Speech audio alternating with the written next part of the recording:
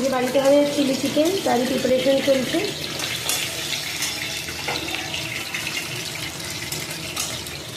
এইগুলো ম্যারিনেট করে রাখা চিলি চিকেন এখান থেকে নিয়ে ফ্রাই করছি। আর এখানে রসুন, পেঁয়াজ, ক্যাপসিকাম, কাঁচা লঙ্কা সব জোগাড় করা। এখানে ভালোভাবে ফ্রাই হয়ে গেলে এগুলোকে তুলে নেবো।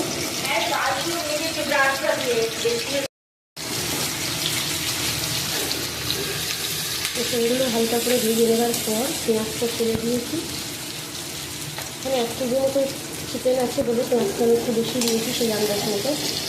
তা হালকা পেঁয়াজটা ভাজা দিয়েই হবে। আমি এর মধ্যে বেল পেপারটা দিয়ে দেবো।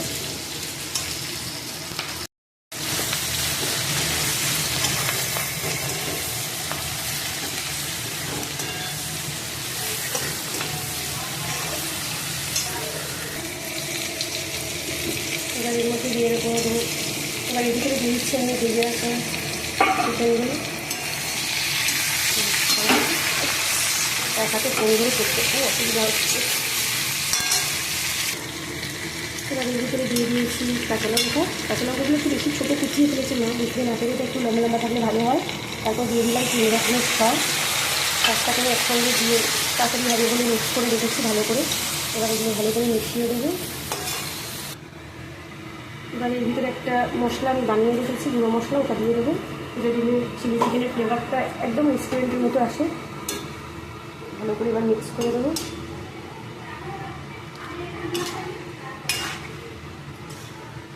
নুন আর চিনিটা আপনারা স্বাদ মতো অ্যাড করবেন।